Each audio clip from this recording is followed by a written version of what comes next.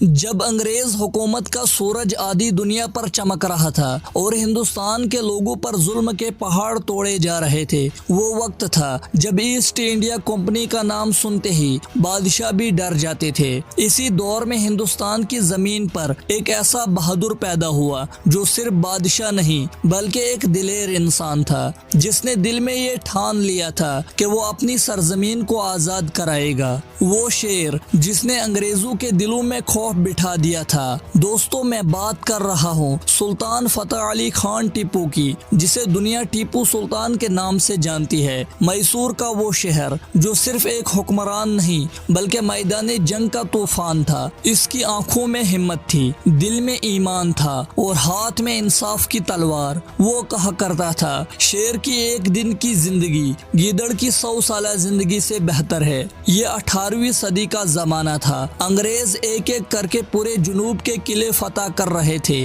پھر ان کی نظر میسور پر پڑی، مگر وہ جانتے تھے کہ ٹیپو سلطان کو ہرانا آسان نہیں۔ اس لیے انہوں نے نظام اور مراٹھوں کے ساتھ مل کر ٹیپو سلطان کو گرانے کی سازش کی۔ لیکن ٹیپو سلطان نہ صرف بہادر تھے بلکہ بہت عقل مند اور چالاک سپہ سالار بھی تھے۔ ان کی فوج ایسی تھی جو موت سے کھیلنے کو بھی تیار رہتی تھی۔ سال تھا 1799۔ تین بڑی طاقتیں انگریز، مراٹھے اور نظام ایک ساتھ ٹیپو سلطان کے خلاف لڑنے آئے۔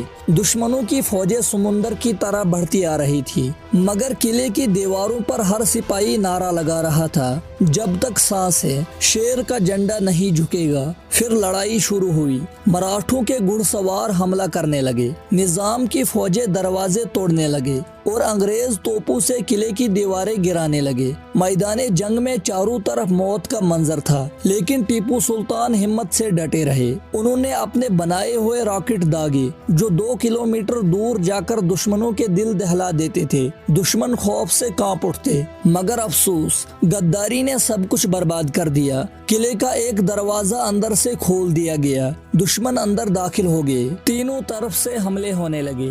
زمین خون سے سرخ ہو گئی، ٹیپو سلطان زخمی ہو گئے، مگر انہوں نے اپنی تلوار ہاتھ سے نہیں چھوڑی۔ آخرکار ایک انگریزی گولی نے ان کے سینے کو چیر دیا۔ وہ زمین پر گرے اور کہا، شیر کی ایک دن کی زندگی گیدڑ کی 100 سالہ زندگی سے بہتر ہے۔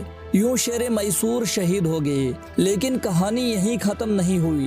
جنگ کے بعد جب انگریزوں نے میدان دیکھا تو انہیں ٹیپو سلطان کے بنائے ہوئے راکٹ ملے۔ انگریز حیران رہ گئے۔ ایک انگریز آفیسر نے کہا، یہ تو آگ کے تیر ہے، اس کے سامنے تو ہماری توپیں بھی کمزور ہے۔ وہ راکٹ برطانیہ لے جایا گیا اور انہی سے یورپ میں نئی جنگی ہتھیار بنانے شروع ہوئے۔ یعنی جس ہتھیار سے ٹیپو سلطان نے دشمنوں کو ہلا دیا تھا، اسی نے آگے چل کر یورپ کے جنگی نظام کو بدل دیا۔ تاریخ گواہ ہے، ٹیپو سلطان کو 3 طاقتوں نے مل کر مارا، مراٹھوں کی سازش، نظام کی غداری اور انگریزوں کی گولیاں، مگر وہ اپنے خون سے اس زمین میں ایسا رنگ بھر گئے کہ ہندوستان میں پہلی بار آزادی کی چنگاری بھڑک اٹھی۔ جی ہاں دوستو، آزادی کا پہلا نعرہ لگانے والا کوئی اور نہیں بلکہ وہی شیر میسور ٹیپو سلطان تھا۔ اگر یہ کہانی آپ کے دل کو چھو گئی ہو تو نیچے اپنے الفاظ ضرور لکھے اور ٹیپو سلطان کی بہادری کو پوری دنیا تک پہنچائے۔